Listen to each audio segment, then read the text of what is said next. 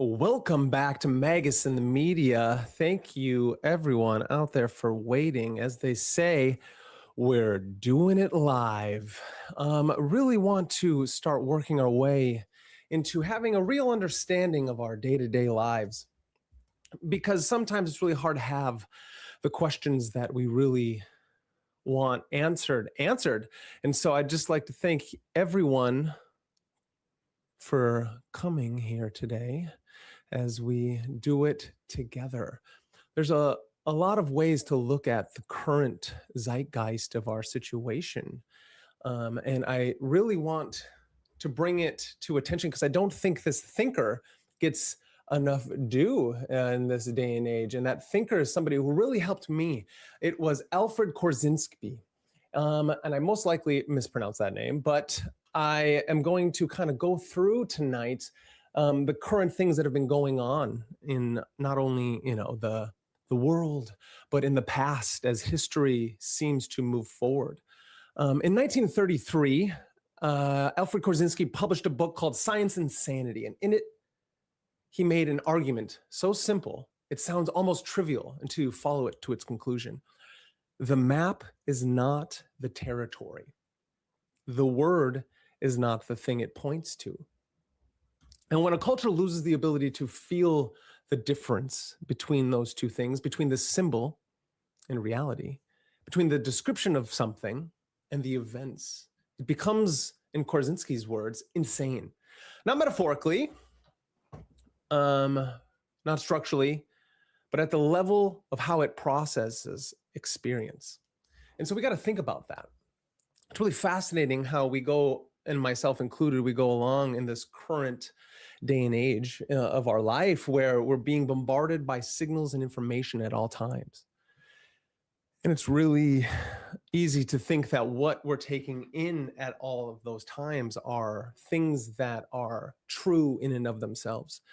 And so through time, I think that is something that the mystic and the magician had a higher advantage towards due to their trying to intrinsically understand human nature in one way, as the philosophers of old, but also in how our perceptions and experiences intersect. And so, and then the world outside. So we have, that's very interesting. You definitely go watch both. And so thank you. But the idea is that there are many thinkers out there that then try to explain that through fiction and fantasy and all these things, is the understanding of what is it that our experience is giving us and how do we understand it from a symbolic lens. And the symbolic lens is something that we tend to make seem like it is only going on psychologically. But something happened a long time ago where we started to take all these different levels of understanding of sociology, psychology, different ways of perceiving our reality through a virtuous lens, through the whole body experience as we go about doing things, to then breaking them down in their small little parts and forgetting that all of these things are levels of philosophia, levels of wonder through our experience. And then when things get psychologized, they seem to be forgotten on how it is used through our embodied experience. And there are certain writers who try to understand that. And the more we can get down to a concrete understanding of maybe how things we seem to be happening are happening, we can then see these experiences out in the world, how, yeah, you can go watch whoever you want, thank you. How, say, like when Orwell reads Korzynski, whether he admits it or not, it's irrelevant. In 1946, Korzynski wrote an essay called Politics and English Language. He said, political language is designed to make lies sound truthful, murder respectable, and to give an appearance of solidity to pure wind. Then he spent the rest of his life writing 1984, which is what happens when you take that essay and give it a government budget in few decades to run on. So the idea is that when then Orwell took the ideas of Korzynski, trying to understand how we look at ways of experiencing our reality, like how does a government come in and then take over the human individual is kind of becomes the question. And what does that individual do on a wide field where there's a community around? How do you take control of your own nervous system to understand then the information that's going to be coming at us at all times?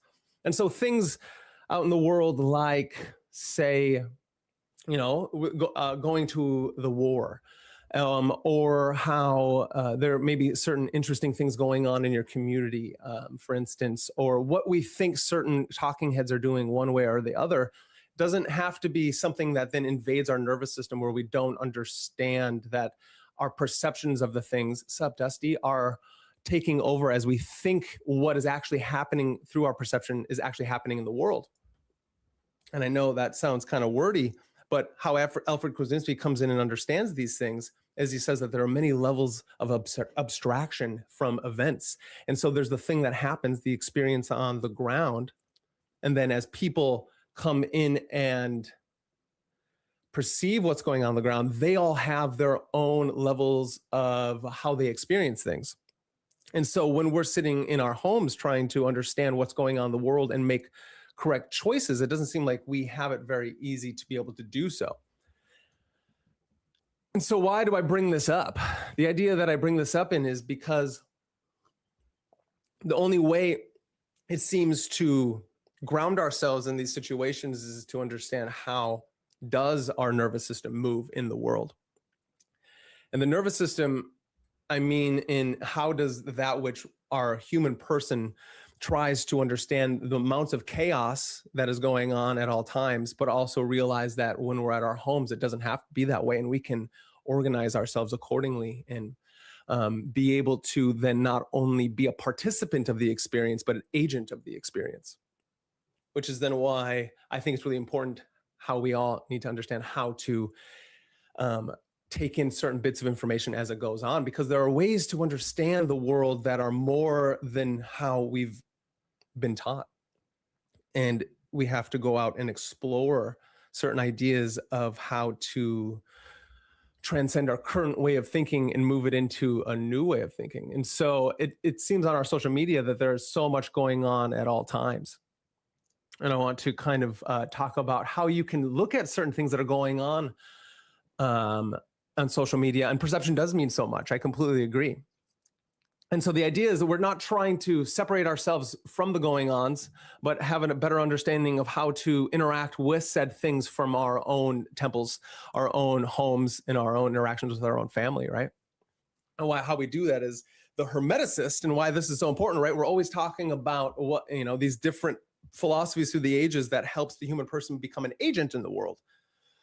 And when we can become an agent in the world, as in people who have autonomous thought and have the ability to question things, but then formulate your own worldviews that can help you be healthy in the, I think that's the easiest way to understand it. And it's the easiest way to take something that's like trying to become like an Ubermensch, right? Like figure, or trying to become your own superhero, which I think is really important. Like all of our animes are trying to teach us how to do those things. But how do you do that? The main idea is when we're trying to understand our body, we then fine tune the bodies through certain embodied practices. And so for the mind, we do the same thing. And starting this off talking about Alfred Korzeniowski, is that he said then as we're working our way up the nervous system, things that happen at base levels are things you experience.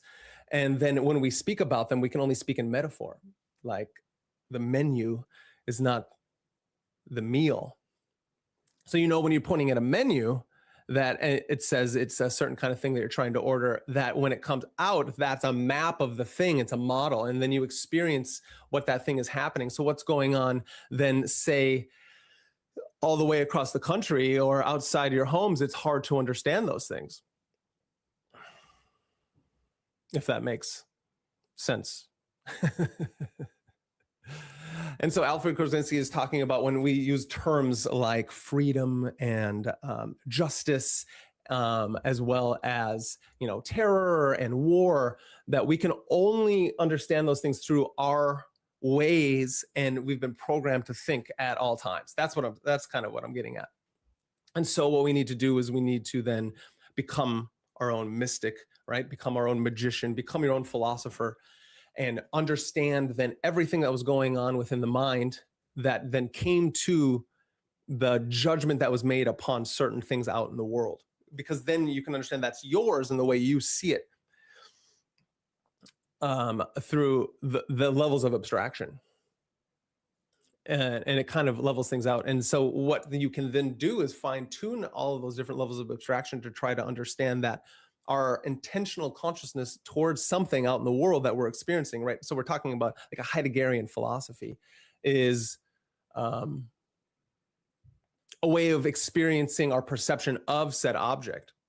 And then you take that to trying to understand what's happening at all times as all these talking heads are talking about things that they think they know, I think is the idea, right? So we're going to listen to some crazy different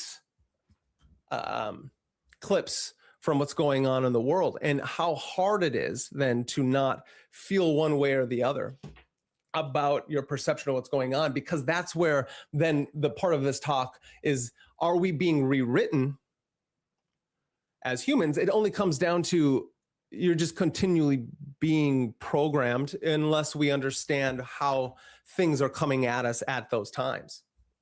Because it goes back to Alfred Korzeniowski's work of general semantics, where our language is the magic that's being used. And if we don't understand the language, the marketers and the advertisers and the people out in the world who do understand those things and how our psychology works can then manipulate you at all of us at a way that our body then moves the way they want it to. So that's a long underpinning of trying to understand how everything out in the world is really important to understand and know what's going on so you can formulate opinions about things. Because I think formulating your opinion about things is so important as the world continues to change in ways that seem daunting, right? I think we all feel the daunting nature of reality as it's happening. But we can take control of our emotions through the magical practices that we've been talking about here. And I really like how certain shows like Lord of Mysteries, right? I know not everyone has watched this beautiful Donghua, but how then a person, there's a character that's has a transmigration. His soul is taken across time periods to a different place where he becomes a person, somebody else, and then he has to understand everything that's going on at all times. I think that's why maybe as humans we really like mysteries, because this mystery is, who am I upon this place that I'm trying to understand? And so Lord of Mystery is the anime, right? This character who's transmuted, they call it an isekai. He's transmuted his way across time to be in another person's body. And he's got to understand that what is the matrix of reality that other person has been in. And there seems to be all these different layers of things going on. And so this is a small microcosm in Lord of Mysteries. He has this understanding that he can invoke himself into the astral temple through doing certain rituals. And then upon doing that, he can have a divinatory lens upon how things are going on. And so as he takes on the powers of the seer, right? And this is like a person from a normal world tracing and being transmuted into another body in a different world. And so it's our all of a sudden just wake up one morning and you're not you, you're somebody else. So this is Klein. This is the character in Lord of Mysteries. And then so he's got to become a detective walking upon the world, trying to understand what's going on as there's magic and conspiracies and multiple levels of reality that are existing all at the same time. Because in this world, they have magic, like the Hermetic, like the Western esoteric traditional magic, mixed with Harry Potter kind of style of magic, where you can become this like beyonder, this high level magician. But it's not like, it has that underpinning of the Kabbalah and how the different gods and the different spheres are. And so your consciousness changes as you continue your leveling up on the tree of life here. So as I ramble about how Lord of Mysteries is actually a great representation of how we should see our reality right now, is because of there's all these different societies trying to vie for power and control of of its basic levels of egoism and control, but then Klein taps into his own embodied auric structures and nervous system to be able to take in and then categorize things. So I think Dune's another great expression of not the movies, by the way, the books, of what a main character does to when he takes on altered perceptions of time.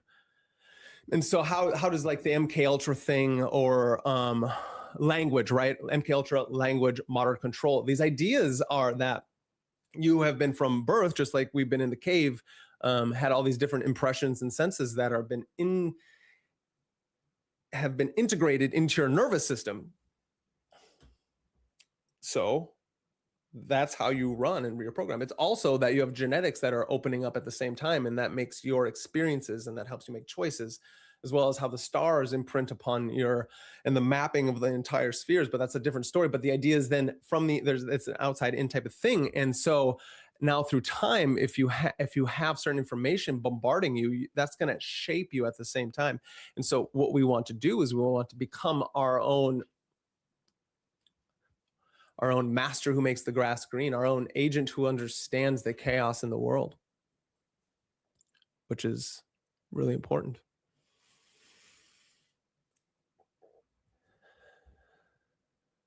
The idea is that at the same time, I like this. Perception and high empathy drives me crazy. When you can feel every person and animal's pain and struggles, it makes it a daily struggle, right?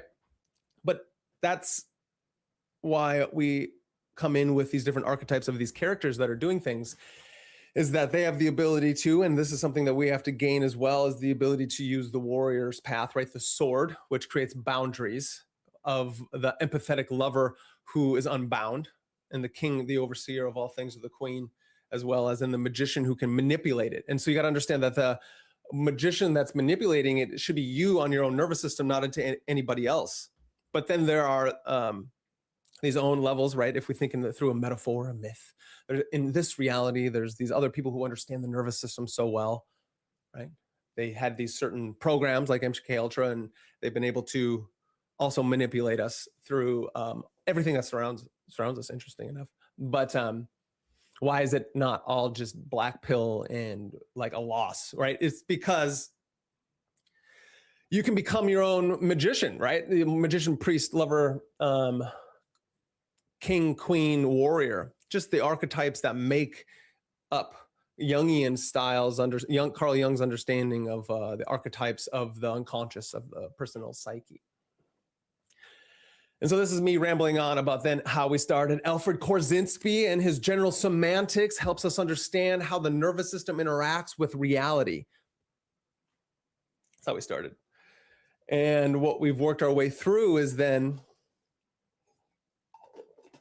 with us trying to understand our own reality, we got to understand that it's not the way we've been imprinted and controlled to think, where there's a subjective experience and an objective experience, but instead, it's the philosophical understanding that you have a phenomenological experience, right? There's big words, which mean just everything that you're experiencing right now without your subjective understanding of those things, the judgments. And so that's your experience. That's a phenomenological experience. It's an embodied experience, because the mind and the body aren't separate, they're together. But we then use our mental faculties, and our reason to then this is important, to then understand things through time. And that, with Alfred Korzeniowski's next idea to add into there, is the idea of time binding. Is that humans, instead of animals, which then brings us to Dune and all these things, is that we have the ability to have memory. And so we have the ability to write things down and have history. Thus, we have a time binding circuit. Why is that important? That means we can have history. That means we can remember things. Not only when we write things down, but then it goes back through time with the oral traditions of old. You know, why was it important for Socrates to write in the Phaedrus, Plato to write through Socrates in the Phaedrus? Why was he so upset with writing? Because we were stemming from, through history, coming out of a period where it was all memory. And so then when we wrote everything down, that's how we have the ability to be more controlled and manipulated in the Phaedrus, he's talking. And then when we're trying to be real individuals, with agency. It's hard for us to be because it's been so easy just to take in everything, and we haven't actually been taught the trivium, the quadrivium, the ability to reason and use our own mental faculties to its highest, right? Because why would you, when all you have to worry about is your lower base 4 circuits in this? So Alfred Korzinski's work with general semantics, Robert Anton Wilson then takes from John C. Lilly and Timothy Leary their 8 circuits of consciousness. And this is then how our nervous system, through understanding levels of abstraction, take and make the robot person, or your just normal animal self who is moving upon the world. And then there's a higher level of understanding to that. There's the neurosomatic neurocircuitry that creates, then it's a great analogy in the computer realms and the cybernetic realms, which were building and budding in that time period of how humans not ascend, because that's not exactly what's happening. It's how you can turn on those circuits and transcend the animal self into the higher levels of understanding. So then we can do things like, mystical, magical, different, more having high levels of thinking and seeing those things that you're seeing in your mystical experiences. Nice. I think Timothy Leary, to move into that route, is a really important thinker, and I think there's too much conspiracy theory about him because a lot of it doesn't really matter. I think it's really important to then why I love like Robert Anton Wilson and how he sees things. He's written about him.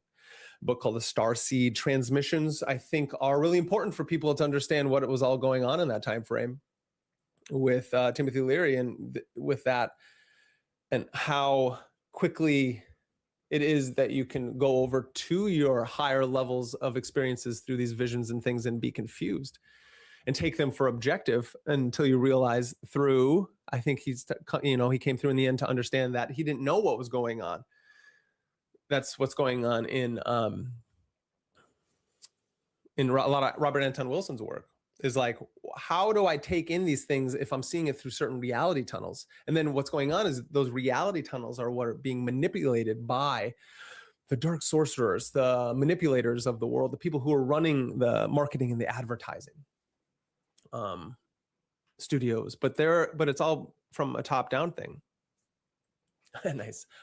And so this is fascinating to tie it into the MK Ultra stuff, is that Timothy Leary, right? Not that he was so much maybe a part of MK Ultra, but he was working for, and I think everyone in those Ivy League schools were working for 3-letter agencies, because that's where a lot of funding's coming from.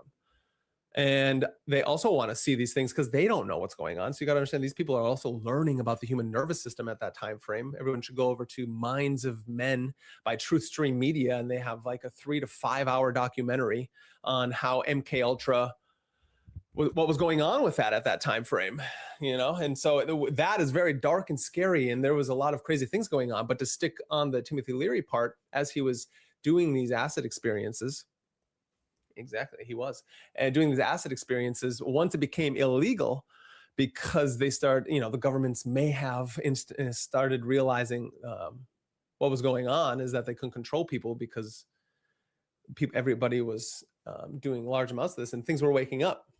People may have been, and who knows the reasons per se, but it was a scare. It was a scare at that time frame, and so everything became illegal, and that's where you get the holotropic breath work by Stanislav Grof, trying to mimic the LSD experiments at that time frame, as well as Timothy Leary, going to jail and all those things. But then Robert Anton Wilson taking all of that work into his work. And I think that's a great idea of trying to understand the mystic and the magical pathway through time, is that now we're seeing it through the lens of the technological spheres. What is the human person and the human nervous system? And why does that matter? It matters because if we can, again, take control of those things, and as all this information is being pressed in upon us by different reality tunnels, right? Different modes of mediums. Medium is the message. So by the rectangle, and as the different media corporations all those three-letter agencies, right, are trying to tell you exactly what they've been fed, then you can understand what is parsing from truth and what is reality a little better, knowing that it's never exactly reality as such, but it's only our idea of what reality is. But there is an objective reality that all these things are going upon, right? Which is really important. And so with like a reality tunnel, so we can understand that, it's like a subconscious set of mental filters formed from the beliefs and experiences. Every individual interprets the same world differently. You do not see the world, you only see your tunnel. The dark application of this is that if you control what goes on into the tunnel, you control what comes out as a perceived reality. That's what I'm talking about. And so through various techniques, one can break down old reality tunnels and impose new reality tunnels by removing old filters and replacing them with new ones. And so the nuance of that is me wanting to say that's why we then read classical literature and philosophy and these things as we're doing all these different practices, everything from your martial arts to your magical practice to your meditation, anything that puts your nervous system in imprint vulnerability. So then you can, some things take longer. Obviously, a lot of those drugs in the time frame that they're doing with MK Ultra, were completely wiping the nervous system, but they were also trying to understand everything else at that time. And so we don't want that. And so what you want to do is you want to do these practices and while also studying something that is grounding at the same time, because it's so easy then to get into the higher spheres of things. And that's how, to bring it back to Lord of Mysteries, how some of these characters can be driven insane, which is a great representation of what happens when too much stuff is coming into the nervous system at that time, and why without the grounding of those things, you can lose yourself and just kind of not have a good basis for like walking and actually experiencing the world. And so again, the question, are we being rewritten? It's never quite like that. Yeah, of course, but you can then be the rewriter, right? That's the idea. Through the mythopoetic lens of understanding reality and trying to read about these different imaginal realms that people have created through time, and read about our history so we can understand that other people have been trying to do that for a long time as well. Because then everything that's going on out in the world doesn't really matter anymore until, it comes around you and you have to make up a decision. And yeah, awareness is our will. I like that. Because that makes sense with the phenomenological experiences Husserl talked about, was that he was still speaking from subject and objective lenses, but he was trying to merge it. So we then have the Heideggers and all these characters coming in, is that our intentionality towards the thing itself, right? Our intentionality, our awareness, then it's our perception as we perceive, right? It's our intentional awareness perceiving the perceived object as we move through the world. It's a Husserlian lens of the phenomenological experience, instead of breaking it into just subject and object. And the problem with that is that never the twain shall meet, they say. You can't, they're two substances that don't interact. And there's this third random substance called God, says Descartes. But with the phenomenological lens of what past the existentialists, because they started questioning the analytic framework of the Enlightenment period, right? This is kind of what I'm talking about. It's this whole history of philosophy through our history of how to take your agency back from the black iron prison, right?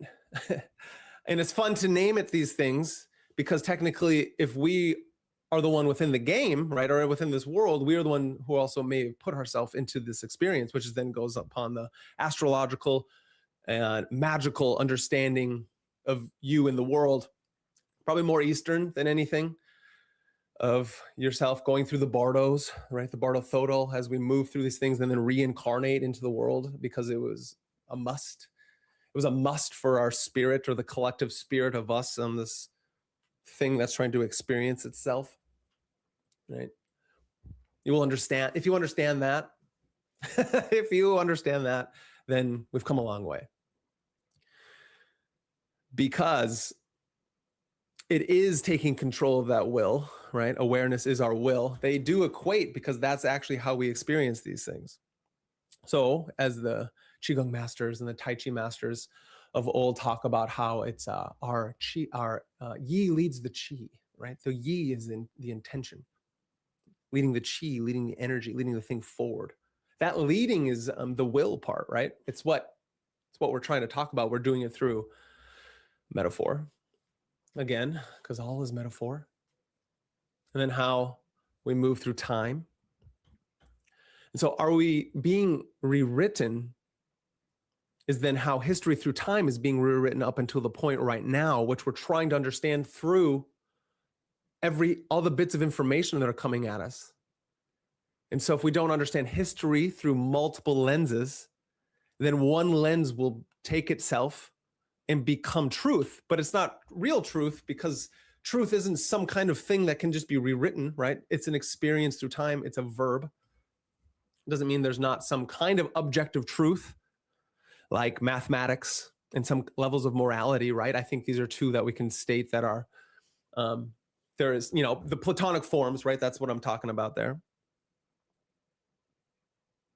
So that is more of a remembrance. And if there's a rewriting, then leading your intention towards trying to understand how the rewriting process works, then you, right? Here's the, here it is. You can do your own MK Ultra on yourself. And I think that is what has been getting across through the Hermetic tradition through time, and the golden thread that moves its way through the mystics and the magicians. That's what Robert Anton Wilson, Timothy Leary, Alfred Korzynski were talking about when who is the master who makes the grass green? The idea of who is the master that makes the grass green is the idea of like you continually trying to find the I. Not even that one. It's more like the I within the I who's listening. And so Robert Anton Wilson then talks about how you could open those doors forever and you'll never find it. Because this is the sound of one hand clapping, right? That's the idea. What's fun is as I do this, I can hear myself repeat certain things in my own language. And then so it's like a rewriting on myself as I'm talking to you about these grandiose concepts of trying to understand our place in nature, which I really have no idea. And I think that's okay to talk about, is that I don't have any idea. But what I do have an idea of is that is that there seems to be a history that we're placing through time that's beneath the normal narration. And that's something of why the stuff that resonates so deeply is the Dr. Heather Lynn, Graham Hancock, Peter Mark Adams, and these characters that I've been interviewing. And because they're showing something, right, an occult tradition that is a mystery that we can follow through the different myths and motifs through thousands and thousands and thousands of years, written history and oral tradition, which is, I hope everyone understands how crazy that is.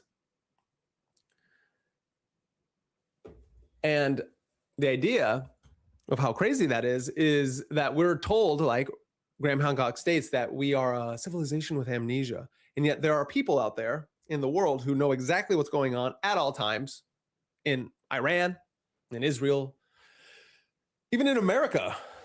Greenland, we're going to take it over, right? But we don't, because I think it's all a lie anyway. Maybe they've already taken it over and our consciousness or not. Maybe it's never taken over. Maybe it's all a lie that comes out of the screens, and there are things that happen on the ground. The great wars are continually happening, which is why Philip K. Dick talks about how the empire has never ended. And then through the characters like Orwell and on now into the modern control structures that were taken over by language that is being curated for us at a drastic rate. And how then, you're right, cell phones, right, are like black mirrors, and they're trying to destroy us. Yes, they are. And at the same time, this globalized world is not actually ever going to end, because it's levels of it's up and down at all times. And it's fascinating. It's fascinating because then it comes back to the commonplace of trying to understand what is our place in the world. And at the same time as it's happening, understand that you actually can do everything that you need to do to help yourself in this world. And it's fascinating. So it's this idea of how this, I'm going to show you. Do you want to see? And this is what I'm getting at, is when looking at these things, like this clip I'm going to play on X, when we look at these things, we can see scripts playing out, which is a great way of seeing this. And when you see it as a script playing out, it's a script that's trying to do something to make you believe a certain thing. Then you can choose to then question that. And that's all I'm saying, is that it's in the questioning of the thing that's really important. And you can see how MK Ultra then, and this modern control through language, doesn't have to be something that is out in the open anymore, as in being closed and hidden out in the open. And then you name it a program. I think then the program becomes the things that we see in the names, like titles and whatnot. And they obviously have some kind of, most likely, program that is got some name, right, in a file somewhere, which is fun. But yeah, here, we're doing it live. We're doing it live. So we're gonna go to, this is fascinating and it's gonna be great and you guys are gonna love it. And so here we go.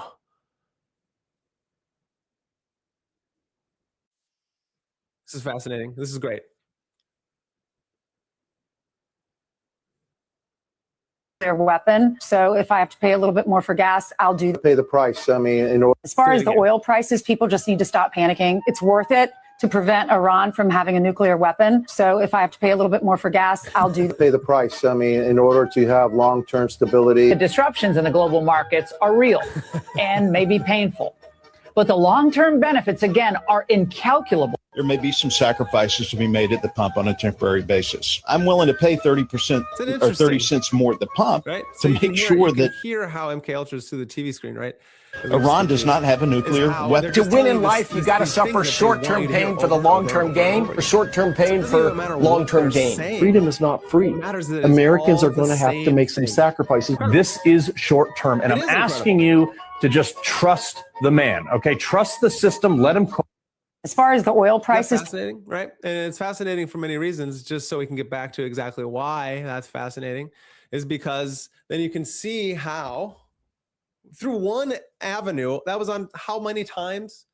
I don't watch the TV like that, but you got, yeah, exactly. Trust the system. It doesn't matter what's being said through it, right? As Philip K. Dick talks about, what matters is that there is a message. It's being sent to you. So then you can then carry on and do the things that you're doing. But if you walk out of the cave, right? You walk out of the cave and you see things for how they are, even if you're slightly filtered, when you go back into the cave and you start forgetting, you have a feeling.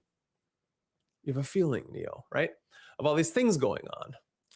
And when that happens, you must then question those things. And then there's a way of questioning those things that you can go through that hopefully doesn't disrupt your whole world. But if it does, that's okay, right? That's okay because you're here anyway. So you might as well start to question some of these things. Everything. Question authority, right? All authority. Because if you can then go home and do your studies and do your research and do your magic and do everything that you need to do, and then when the TV tells you things, you can then have a framework to be able to filters to pass it through and understand that there's never just one thing going on at once. It's all kinds of things going on at once. And then you can parse through and try to sift it through a system that doesn't really make sense, but it can if you have enough of the pieces. But what they want you to do is to hear it from multiple different angles, right? And so you can believe, you're like, who do I believe, right? That's doublethink, the capacity to hold two contradictory beliefs simultaneously and accept both, right? We are bombing for peace. The Ministry of Peace runs the war. This is not a fictional invention, right? Orwell observed it directly in the propaganda of every major government of his era. So governments are doing this at all times. And it's fascinating.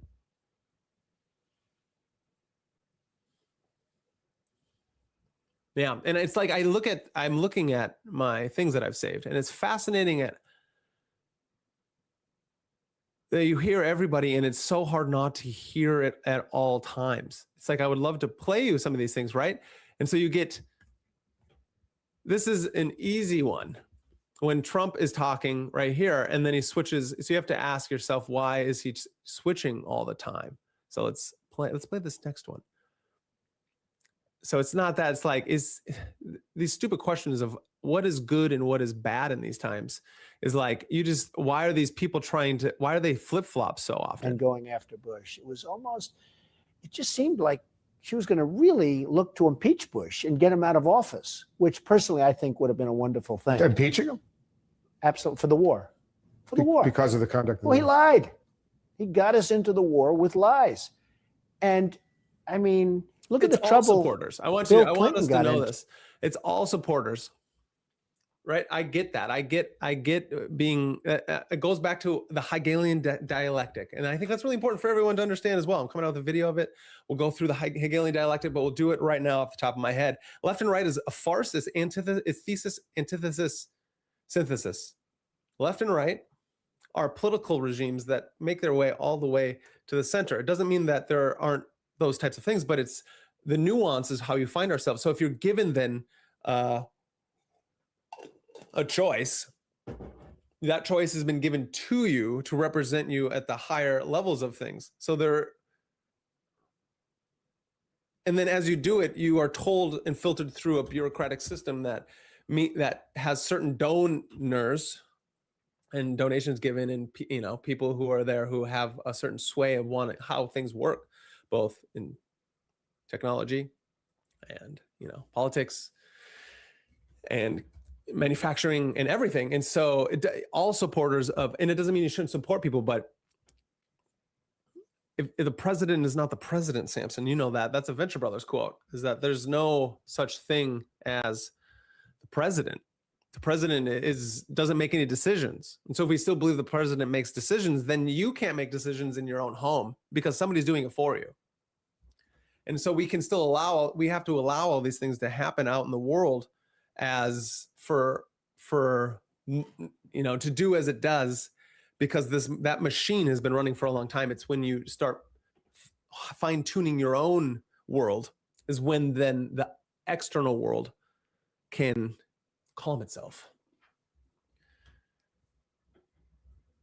Because there's a grander system and structure going on at all times, right? It's these cycles upon cycles, and we can wake up from the cycles to try to remember the things that we've been through in the past and try to better the society and system. But at the same time, how do you know that these things that are going on that are really hard aren't also trying to balance a karmic scale that's not just your own, but of a system? And so then it's just like anything else. You have to become your own anime character and become your own superhero in your world by fulfilling yourselves in the king, lover, warrior, magician, the archetypes of this psychological unconscious mind of each individual. Go on your path of individuation, because things like what we just watched won't quite have as big of an issue with you. And it's really easy for it to be so invading into our everyday world. To understand the different levels of abstraction of people seeing things how they are, and how they are is a way that we can't even fathom. So we must see it as the bread circuses as it is, and then just take control of our own spaces. It seems to be the only thing that we can do in this place. People follow parties more than the candidates themselves. And that's exactly it. And that goes back to the ideological understanding of these things. Is that it's not all the different isms, but someone said really smart once said that it's ideological possession is the issue, is that we all then we just get locked in our different ways of seeing it has to be this or that. And you don't have to see it that way. I like that. It's beautiful. I'm not a prophet or a Stone Age man. I'm just a mortal with potential of a Superman. I'm living on. Thank you, Dusty. It's beautiful. That's beautiful. And I just want everybody to know how important it is when we're going in the world to see things in that way, so we can understand that. Then if we can see it as some levels of comedy, so if we interact with the world through the Dante, the lens of Dante, then this is a divine comedy that's going on. And that's the metaphorical way to truly try to understand the world. And I think that's what the mystery schools and everybody has been trying to talk about for a long time. And then, yeah, and so it's just a fascinating divine drama that is unfolding before us. And there are some people who may want you to believe that there's a certain levels of accelerationism going on, and which is true, that there are people accelerating us through this age of chaos. And I think it's really important to then pick up the correct pieces from it, because most of it is our own demagoguery, our own demiurge that is been inverted. And so we can see the king motif through time has been possessed by the fire ego energy, by the inverted version of itself. And then we see the state responding in order, thus the individual being sick. But the funny part is that it seems like it comes and goes as the planet is evolving through time. And so someone state that what's going on is exactly what needs to be going on. And this is how then you, as Terence McKenna stated, this is what it looks like when a planet gives birth. And I love that. And this is what it looks like when everyone gets their own domain expansions, like in Jujutsu Kaisen, where all of a sudden we all become part of the culling games. What I mean by that is you are now put into this game where you have to level up, like in solo leveling, level up and interact with the world as your highest level character, and make sure you understand that the first two aspects of building the mystic body, the embodied experience, is having a correct or a good or whatever that means, but there is something to it, moral and ethical structural system, which is why then in Patanjali's structural system of yoga, then yama and niyama are just that. It lays the foundation and bedwork. That's something not something people should just scoff at. And because when it lays that bedwork, we can have something to build itself on. And then what is it? It's hatha yoga. It's asana, building the body. And when you're in that level of asana, building the body, interacting with the pranayama or the breathwork experience, and then that's everything that you're building upon. So you can have these higher level awareness experiences. So then you can take it back into there's no point in doing it without the body, which is why Iamblichus is such a crazy special individual with his work, is that he takes the theurgical Neoplatonic experience where there's tons of Gnostics around trying to have their, understanding of how this system works, where they think the body is bad. Iamblichus is stating, no, it's not bad. Don't worry about it. What you need to do is you need to merge the divine heavens with a physical form. And that's the true theurgical experience. I think that exact thing is what our modern storytelling, anime actually, is trying to do. Some of the comic books are doing that well, but it's in these anime stories that where they truly getting at expressing the modern myth. And when you're exposing the modern myth, you're trying to understand yourself as somebody who has taken the hero's journey forth out of the normal NPC-like experience to be able to make choices for yourself and rewire how you truly think about the world that aligns with the higher dimensions that you're experiencing at all times. The higher dimensions aren't higher, but it's an internal dimension, and it's called human nature. Aristotle talked about it. You have a telos.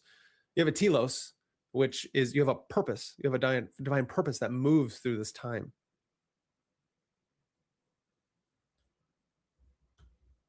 So how do you do that? You then go back to the myth and trying to understand wonder again. And when you can understand wonder again, you can imagine. And then once we can imagine things, we can have the ability to create. And hopefully you have that underlying structural system of some kind of moral, ethical structure of harmony, right? Harmony is a mathematical experience because we all know what harmonious, like things that are beautiful through the sacred geometry lens and different things like that. And so this is the beautiful side of the esoteric experience.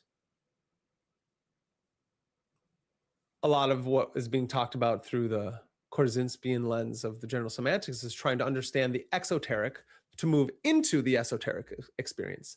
So from the shell of things, how do you get into the substance, the meat of the issue?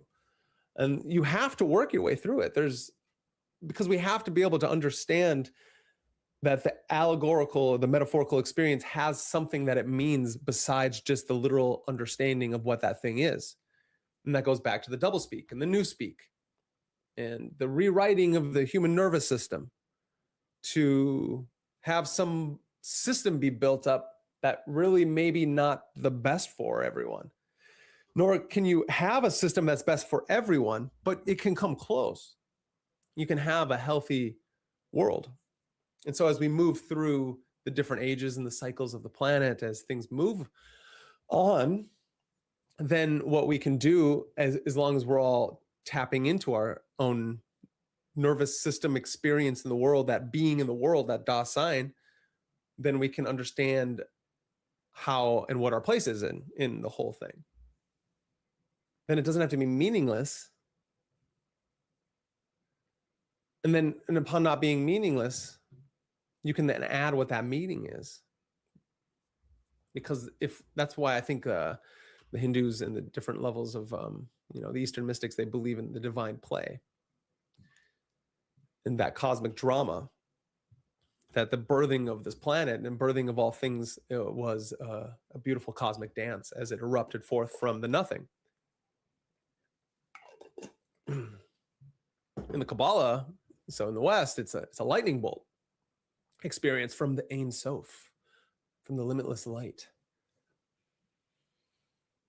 Somewhere upon that limitless light, in the Kabbalistic, the Tree of Life story, the first time it didn't work, so there was a slight happenstance as the lightning bolt tried to create reality, and then it did it again, and it worked.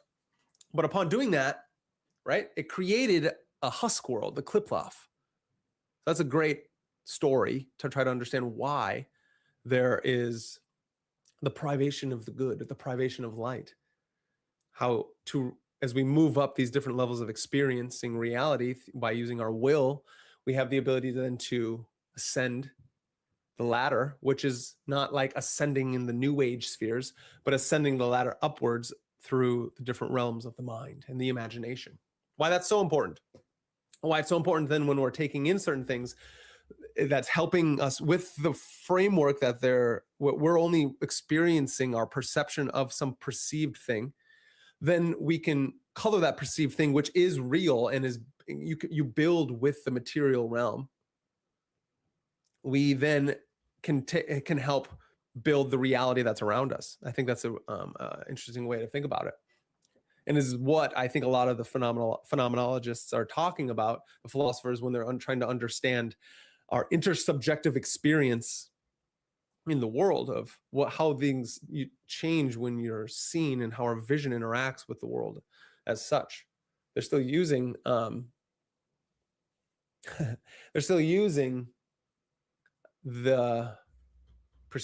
this language, which is really hard because we have to always use one thing to represent another, but we've forgotten that representation through our experience.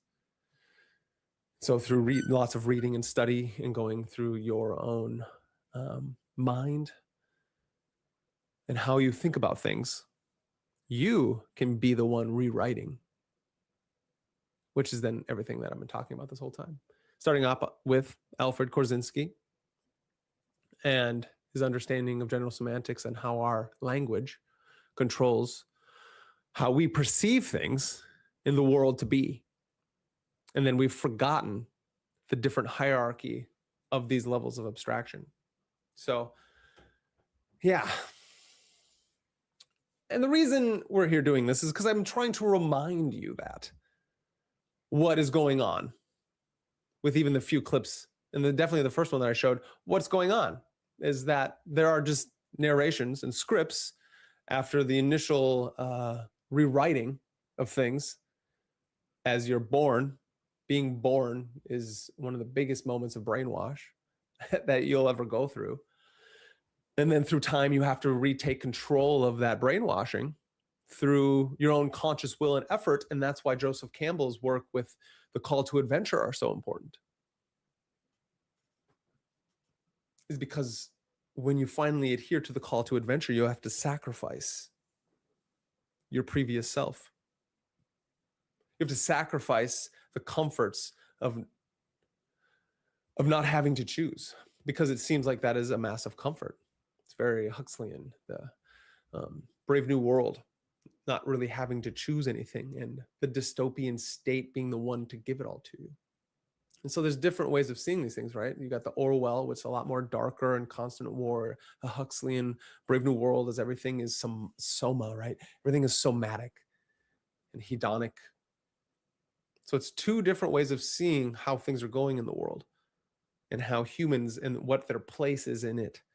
And there's always an agent, as in a person who wants to find his agency, a hero who accepts the call to adventure, and then all of a sudden it kind of starts to break down what everyone else is seeing. And you get to see him go through the breakdown moments, dark night of the soul, the moments that you get to truly find what you're worth, and then you build back up from there with that magical power, that thing that was given to you by the magician on that way. The magician, just another person who had already went on his call to adventure, sacrificed many times upon the journey, and returned home, the final sacrifice, until you become the wizened one who is able to guide the youth, the neophyte, upon his path as of watering.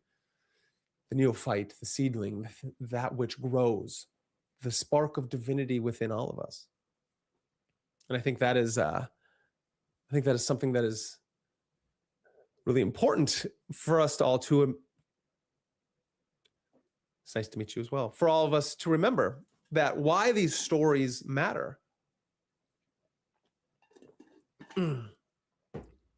is because we're trying to remember something. And what we're trying to remember is our birthright.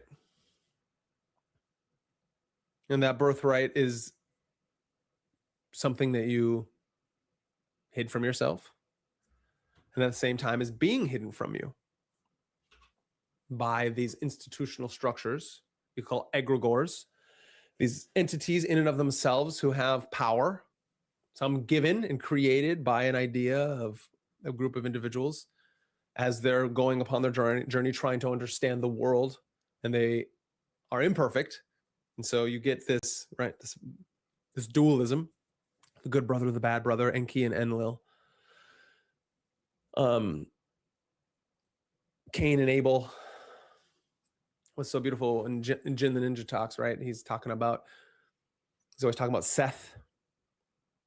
And I think he's been speaking upon, and I'll have him on again, and I would really like us to go through his understanding of the Gnostic aeons, because I think it's really important. And when I was reading, he's talking about the aeon of the daughter. I'm not going to try to tell you what it is. Jin the Ninja will tell you exactly what it is. But the idea that's really important when you read Alphys Levy's The History of Magic is in the beginning, it gives you a mythological understanding of the third brother, Seth, and what was created off of that third brother through time. And so we're always given this dual valued structural system, but what about this third thing? I think this third thing is really important, so we have a different path to work ourselves through in our understanding of reality through time. Because something else is going on at all times. And it's that third thing, which is really important. And I think that third thing represents then how we speak through time. is that it doesn't have to be this or that, but what about maybe? And that goes back to Robert Anton Wilson, and when he's starting to decode the human nervous system, deconstruct, so to speak, not really decode, deconstruct and reconstruct, do the alchemical thing with the human nervous system, with the human body. Why I keep saying nervous system is because I know we forget that the nervous system is what is actually taking in all of our senses at all times. And then the brain is the master controller with the eyes that see, and it's all connected through our nerves, and it's fascinating physiognomy in the physiological experience and the biological experience interacting with our perceptual experience, and then how that all interfaces to make this this beautiful world that we can see and understand and create. And consciousness did that, and I think that's fascinating, and I think that needs to be talked about more. If we could understand those things, then we wouldn't have to be so scapegoated into believing that we need to, like, not that we need, like, there's always going to be a government, there's always going to be institution, and these things are really important. So there has to be powers of control during those things, because how our nervous system is interacting with the world is through hierarchy. So there will be always hierarchies of sort, but it's how then do we create that? And I don't know, but that's why we read things like The Republic, so we can understand how to philosophize, so we can understand how to ask the correct questions. So then when people are trying to tell us exactly how things are in the world, then we can say, maybe, can we talk about it? What do you mean? What do you mean when you use the word this or that? What do you mean by when you use the word real? And I think that's really important, because I like watching all sorts of people, and I think it's really important that we understand what is this is one of the best, I'm going to show us, this may turn a lot of people off, I don't care, but one of the best examples of how this works is when Tucker Carlson was talking to the Economist. And so without him knowing that he was doing it, he was breaking things down through a Korzinskian lens. And I think it's fascinating how he did this. So we're doing it live, so you got to stick with me here on what's going on, because it doesn't matter what they're talking about. What matters is that they are talking about it. And so as we do it live, we're going to see one of the great expositions of how somebody asks what is real when they say something is the way it is. And I didn't set myself up very well with it. So here we go.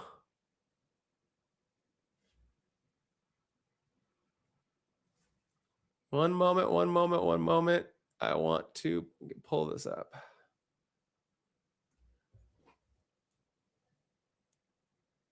But the idea is what I'm trying to get at is, here we go, I got it. Ways of using the Socratic method, basically.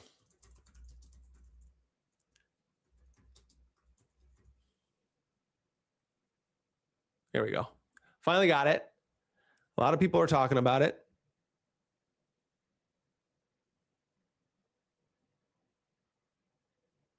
All right.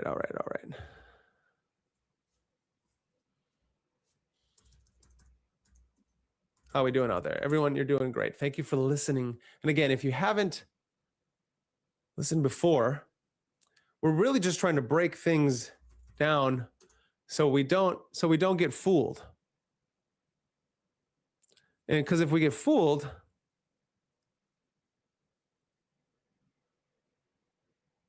here we go. We're doing it live. Thanks for being with me on this fine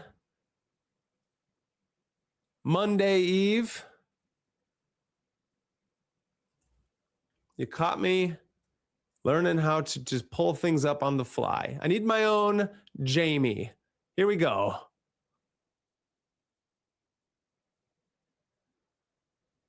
Right to exist. Would you consider yourself a Zionist in that narrow definition? What does that mean, a right to exist? the existence of the political state of Israel as But it it has existed. a right. What does that mean? This is beautiful. But you think it should continue in its existence as a state right now. So you do not agree with Iran, for example. Well, let me just ask, since you asked me the question, it's fair for me to get you to define the term so I can answer it. You've asked two questions. The first was, do you believe Israel has a right to exist? And the second question was, do you believe Israel should continue to go on as a nation state? And those are very different questions. So I often so you hear just this broke it down. She made a blanket statement. I want us to make sure we heard that. She made a blanket statement asking about the right to exist. And he's saying, what do you mean? What do you mean by exist? Can we first ask that question? What do you mean by exist? And then, and she can't answer it. And so she continues. It's been created as a political entity in 1948. Does it have a that right state to exist? That's different levels of abstraction. Does it have a right to exist? What do you mean by right? What do you mean by exist? Is that what you're asking? I don't want to get hung up on the right. No, no. She doesn't want to get hung up on the right because she doesn't know how to answer it herself. And so it's fascinating that she doesn't know how to answer it herself because she was told how to answer this question. Even if she doesn't have somebody behind her because she is supposedly the head of this, she was still informed by certain ideologies that this was the correct question to ask at this time. And then when pushed on it, she can't say why she thinks that. Exists. That's how I define narrowly Zionism. Because the phrase you used was devised by the Israeli government. Of course, does it have a right to exist? And so my question to you would be, what does that mean? Why don't you answer my question? It's a very simple question. I don't know what your question is. Are you asking, does it have a right to exist, or do I want it to exist? Do I seek its destruction? Why can't you answer the question? I can't answer the question because I don't actually know what the question is. And it's not because I don't understand it. It's because you're asking the question in a way that doesn't define your terms. This is that. Right to exist, it is. Does it have this thing? Well, I don't know. Can you define what that thing is? No? Okay. So Fine, this is a answer it perfect that example way. Well, of of course I don't seek its destruction. I've already said, as you know, because I said it to you, I don't want Israel to be destroyed or have to use nuclear weapons. We've established that you are in that narrow terms of Zionist. If that's how I'm we're in going no to define sense a Zionist. I don't want any country to be destroyed, at all, and I don't want people to die, particularly ones who committed no crime, because I don't believe in killing innocents. Period. So you're in no sense a Zionist. I don't even know what that means. Don't even know what that means. What do you mean? And then this is you got to hear this. This is great. Why don't you define the term, and then I'll tell you whether I am. I've just defined it. I just defined what a Zionist is. You said that a Zionist in my narrow term. That right there, in my narrow term. And so what does it mean? That means that there's a broader term or we can narrow it even more down. And so that means I can change my valuation of what this definition is at any time. And you can't do anything about it. This definition is that the state of Israel. Because then I can lock you into a frame of reference. And when I lock you into a frame of reference, I can judge you based upon how I think you should think. By not then defining my terms, I am allowing you define the terms for us, and then I can change the terms because I went from a narrow to a broader term. This is sorcery. Not saying she's herself the sorceress. I don't know her, but the language she's using. The political state of Israel has the right to continue existing. Where does that right come from? What do you mean? These are I'm not being a lawyer about it. I just want to know what you're asking me. To answer the question. Because I don't know what you're asking me. Let's go to the Wait, third. no. I think a lot. You don't want to define your question, and I don't know why. I don't know what you're asking me. I've already said I don't want Israel to be destroyed. I don't want anyone to be killed. Fair, and you said, does Israel have a right to exist? Does it have my question is, what right are you talking about? Does Britain have a right to exist? Does the United States have a right to exist? There was a world order built up after 1945, which suggested that aggression should not be condoned into countries. Now that countries with borders have the right to continue. I totally agree with that. Okay. Which is why the first thing that Israel did within 2 weeks of this war starting, which is supposedly existential for them, was take southern Lebanon, take someone else's country, as they have done repeatedly. So then who has the right to exist? Why doesn't that country have the same right to exist. Obviously, all countries should have the right to exist. And so it's such a fascinating wordplay that and no one continues even to happen. mentions that. And so I guess I would be opposed to that, because I guess I think Lebanon has a right to exist. I thought Gaza had a right to exist. But I noticed that as soon as we start apportioning rights, only one country gets them. So again, it's a fascinating thing. That's a direct example of what I've been talking about this whole time, of how language magic moves through the world at a vast rate. And I started off by trying to have a good understanding in the beginning of trying to break down what do we even mean by how our nervous system interacts with the world. And if you don't, because if you don't know that your nervous system, brain, body houses this consciousness intentionally towards this thing, your conscious intentionality towards the of your perception towards something, right? If you can't understand how that is happening, even on a base level, you're then thinking that things in the world are exactly the way they are, literal at all times, instead of understanding then that there are not only things around us at all times trying to alter our perception of something, whether it's good or bad, that's neither the point. But upon doing so, then we are going to interact with the world in a certain way. And then we're going to make decisions based upon those things that are then being put into our sphere of perceptual awareness. And if we don't have our will built up to be able to question effectively using methods through the Western esoteric tradition, through philosophy, and through all the other ways we gauge and understand the world, that then you can, those things are built up in the nervous system through the great lens and models of the 8 circuits of consciousness, of how we, move forward and backwards, side to side, as in how we fight or flight, what are decision-making factors of our territory, what is mine and what is not mine. And then from there, build it up to understand the socio-political aspects of things.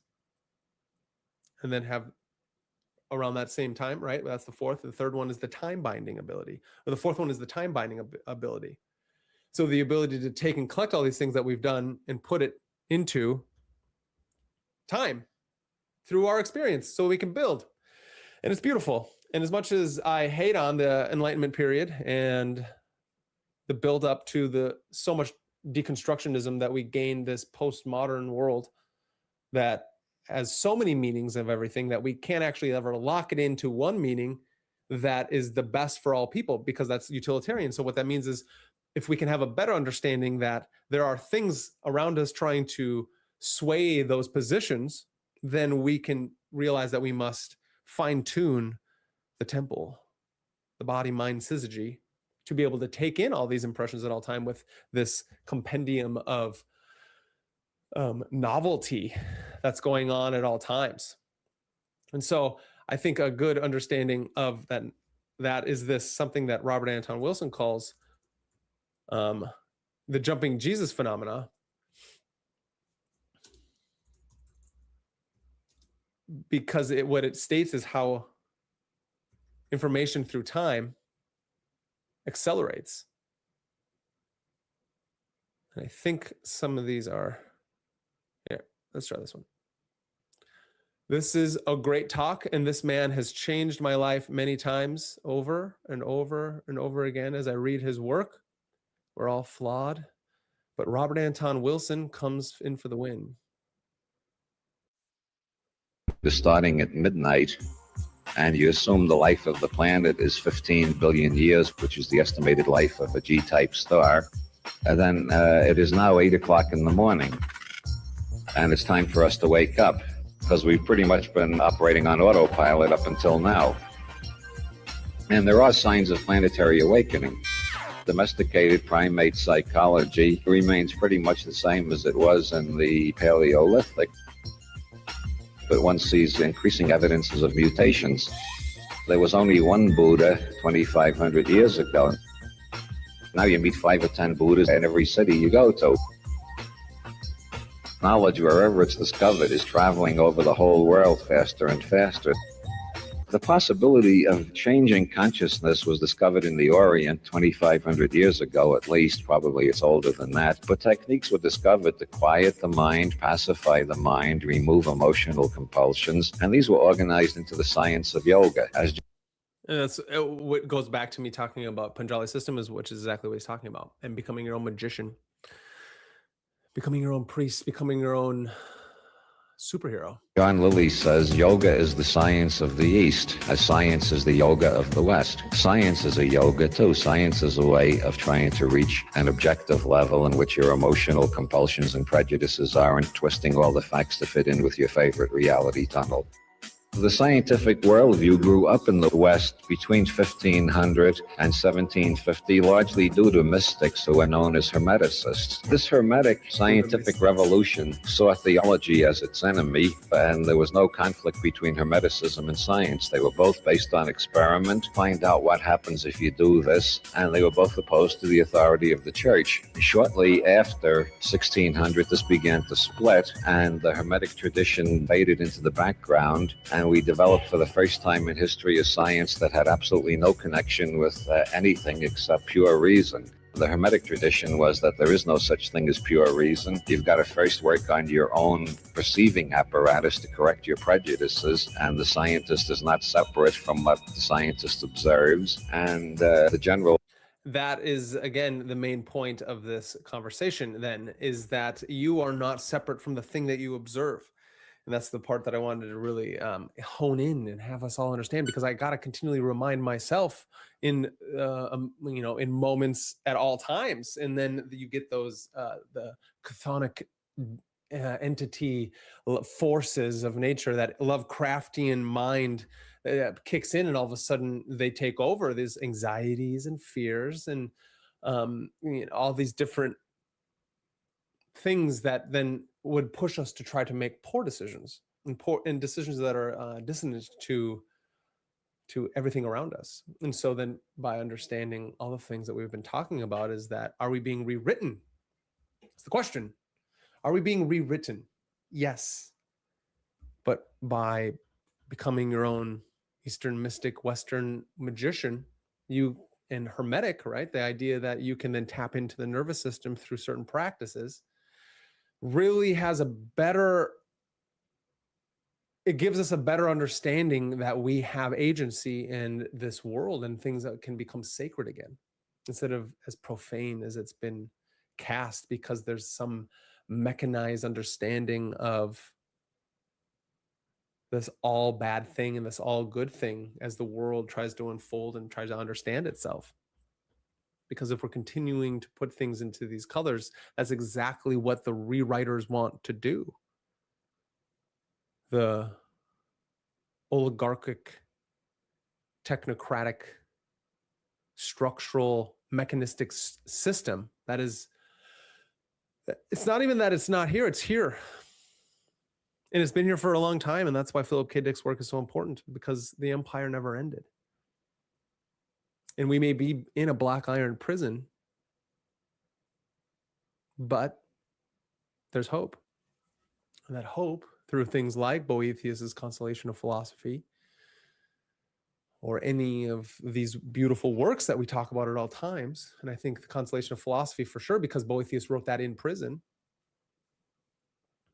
for his beliefs. And instead of calling to God or the angels or anything like that, because he was a man of faith, his faith to come save him was philosophia. And I think about that all the time. And I remember when I read that for the first time in college, where I blew my mind.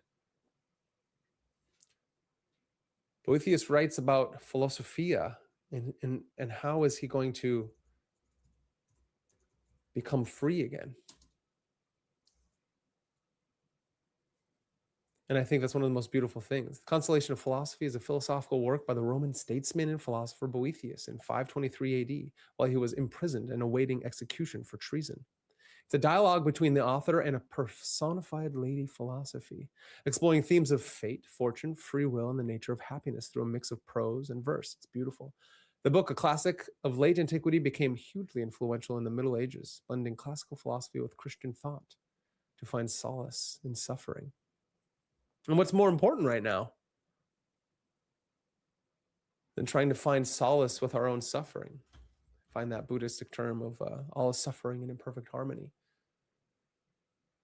And it's that perfect harmony where we understand that we try to look to the highest ideal of the things that we want to become.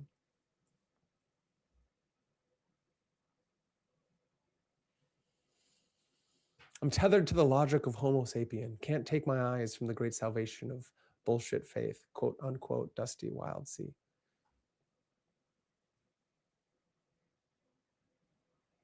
The idea of that, interesting enough, Carl Jung, when asked if he believed in God, he stated,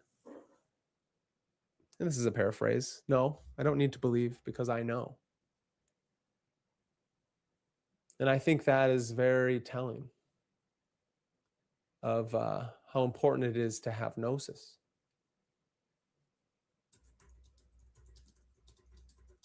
Gnosis is something that you have direct experience of. Gnosis is the direct experience of the divine.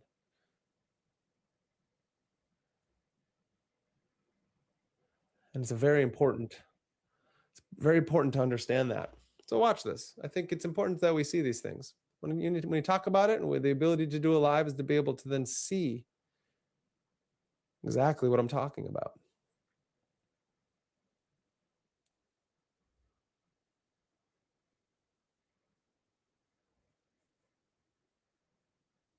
God? Oh, yes. Do you now believe in God? Now? Difficult to answer. I know. I don't need to believe. I know. And I mean, look at that face. It's a man who definitely knows. Because once you have certain experiences, there's not a belief anymore. It's that it's okay.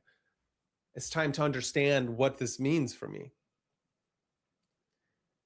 Which is then why we turn to the mythopoetic understanding of a tradition that moves through time, that's here to help you and I raise up our spirits unto high and build heaven on earth. And I think that's really important. And I think that's something that is what we're seeing today, is that there are a lot of different misinterpretations of what it means to have heaven on earth. And everyone's trying to chase it like it's something out there. When what Joseph Campbell talks about, and I think is really important that it helps me, is that it's not anything out there. And that's mistaking, again, the menu for the meal and the map for the territory. Is that heaven on earth is a heaven in your own kingdom, the kingdom of Malkuth, as you stand upon it as Adam Kadmon, trying to embetter yourself and reach and reconnect the divine to the lower spheres. As a butterfly is bloomed from the caterpillar, as Leary states, that the butterfly doesn't speak caterpillar language, but the butterfly was the caterpillar. And that when we make that connection, then when we walk around in the world, we can see the world for as it is, beautiful in all its forms. And I think that's really important. And I think that's a great place to find our end. And I truly appreciate everybody tonight. I was here, and we're going to continue to do this. That's beautiful. Carl Jung said, Salome, daughter of Elijah, is your anima, bride of consciousness, Holy Spirit. I do really like that. And I appreciate everybody. And I thank you for tumbling with me through trying to comprehend and understand language and history and magic so we can have meaning in our world.